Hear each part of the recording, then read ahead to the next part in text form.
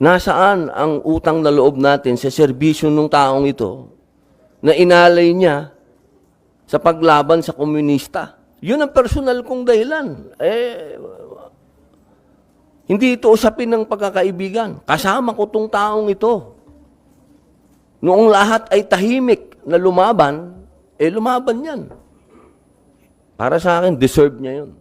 Deserve niya ang aking suporta. Sa ngayon, nakakalima. Alhamdulillah, limang. Kailangan ko pa ng 3. May mga nakausap na ako na sa mga napakagandang paliwanag nila. Tinatanggap ko naman na hindi sila pumirma. At yun ang mga bagay na ikinatutuwa at ikinalulungkot. Kasi siyempre, ikinatuwa dahil buhay ang demokrasya sa Senado. Nalulungkot dahil hindi ko pa nakukuha yung 8 boto hanggang sa ngayon. Sir, are you hopeful na makuha may 7 days? Parang 5 days na lang, sir, no? Or 4 days left for you to get the remaining full signatures? Inshallah, personal akong tumatawag, personal akong humihingi ng kahit na 5 minutes doon sa mga membro. Mayroon pa akong bukas, mayroon pa akong Sabado, Linggo. Sana mapagbigyan pa tayo ng mga hindi pa nagsasabi ng hindi sila pipirma. Sir, gaano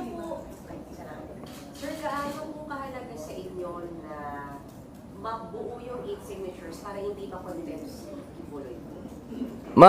Napakalaking bahagi ito para sa akin, una, sa usapin ng demokrasya. Kasi talagang ang inyong mga senador ay lalo na ako, no?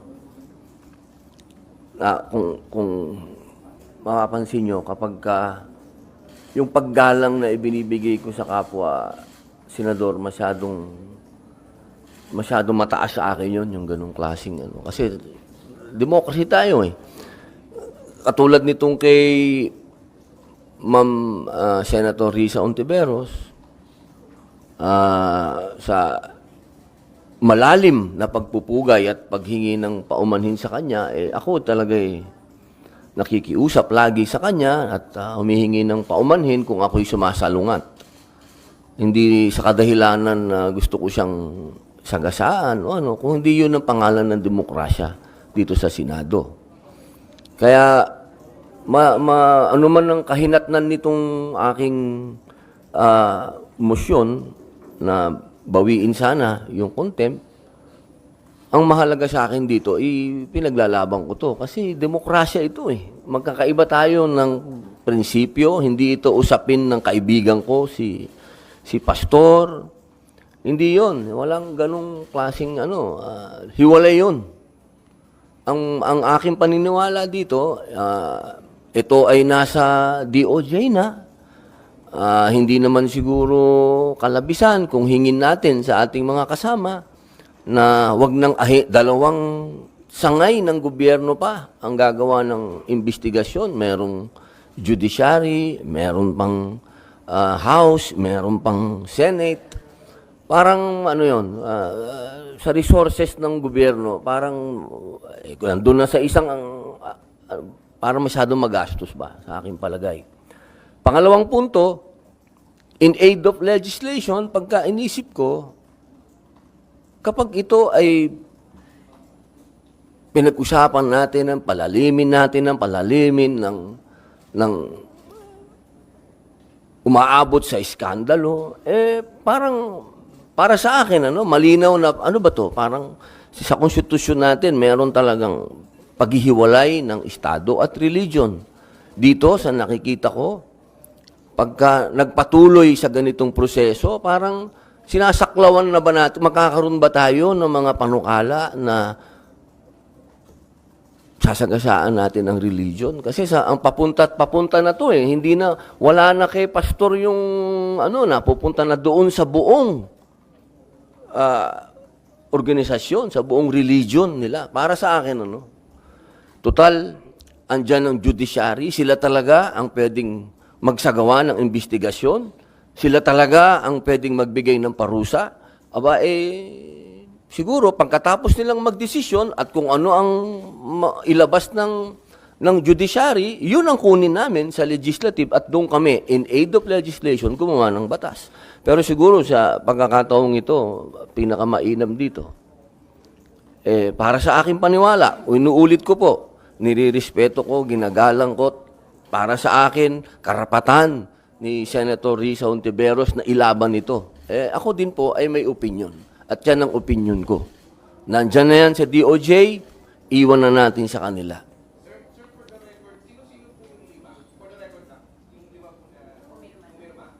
Siyempre, sayang nga dahil ang kailangan pumirma dyan, mga miyembro. Kung nagkataon na miyembro sana si Bato tsaka si Tolentino, di sana may 4 na ako. Ngayon, dadalawa kami ni Senator Go na PDP laban, si Ma'am Tita Mama Bear, Cynthia Villar, 3, si Ma'am Gabriela Silang Marcos, 4, at si Super Rider, Senator JB Ejercito. 5 kami. Kulang pa kami ng 3, boss. Tulungan mo naman ako.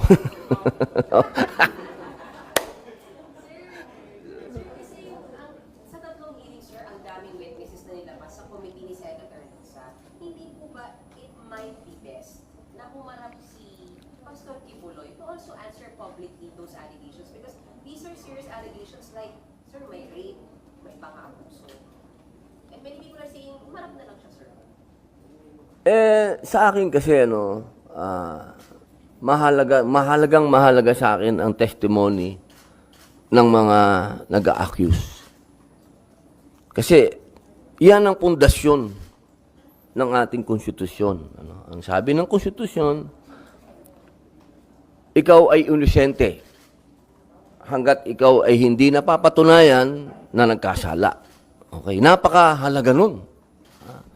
At yun, nag-a-apply yun sa akusado at nag-aakusa. Diba?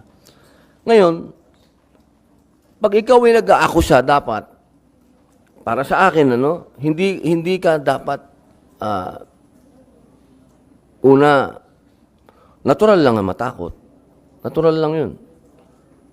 Pero, kung yung pinaglalaban mo at yung ginawa sa'yo, gusto mong magkaroon ng sapat na kaparusahan at maging aral at magkaroon ng mga batas patungkol dito, dapat nakikita natin ang muka. At dapat din, kung sino yung naakasuhan, lalong-lalo na sa mga pagkakataong ganito, na ang pinag-uusapan natin ay hindi lamang tao, isang tao. Pag sinabi natin kasi na si Pastor Kibuloy, religion nito. Sana mas maintindihan natin na itong kaso na to, hindi ito usapin lang ng isang tao. Ito ay usapin ng isang pananampalataya. Mahalagang natin yon. Ilagay natin wag natin ialis ang usapin na yon sapagkat meron tayo sa konstitusyon na paghihiwalay ng religion at ng estado. Kaya sana para wag na tong lumaki, para sa akin, andyan na sa DOJ, hayaan na natin sila. Sila na, antayin natin kung ano ang kanilang desisyon, anong findings nila, kung ano ang ipaparusa, kung may nagkasala. Then from there, doon tayo gumawa ng in aid of legislation. Wala tayong magiging usapin ng nagkaroon ng trouble, nagkaroon ng gulo, yung mga ganon. Sir, some people are also saying in the spirit of fairness, lahat naman ng resource person, sir, pag hindi talaga dumarating na kukontempt at na-arresto, bakit daw si Pastor Kibuloy? Why will he be an exemption, sir? Kung maalala mo, ako wala akong relasyon kay Aguila, isang kanilang, kanilang inimbestigahan. Hindi ako pumunta kahit isang hearing nun. Kasi sa loob ko, nasa loob ko na yon na pagka ganito na ang pinag-uusapan natin ay grupo ng mga taong may pananampalataya. Nasa akin lagi yung teka muna. Medyo mag-ingat tayo sa usapin na ito. Hindi ito, yung hindi ko pagpunta doon, isa na yung, lahat naman ng hearing dito, kung pwede puntahan ko Pero yung hearing na yun, talagang hindi ako pumunta. Kasi nandun ako. Hindi ito bago. Itong kay Pastor Kibuloy, yun uli ang posisyon ko. Meron tayong korte, at ang korte natin, yun ang simbolo ng justice. Makikita naman natin, nasa kanila ang justice. So, walang pinakamagandang avenue para humingi ng hustisya ang mga biktima, kung meron. He said, hustisya dito sa mga judge na pwedeng magbigay ng kanilang hukom. Sir, follow-up lang. So, does it apply sa ibang mga hearings na kahit hindi religious leader, basta pag may contempt, yung position nyo ay parang ayaw nyo sa mga nagpapakontempt ng mga resource persons? Or exclusive lang sa mga religious leaders? Yung sa akin po, pag may kinalaman, halimbawa, una, sa religion, medyo tayo dyan, ingat tayo dyan. Pagdating sa ganyang usapin, merong korte. May korte tayo para maggawa ng kanilang paglilitis para sa akin. No? Tayo nandito sa Senado, pag-usapan natin yung mga bagay na talagang may kinalaman at makakagawa tayo ng mga batas na sa palagay ko, unang-una ekonomiya natin. Unahin natin yun.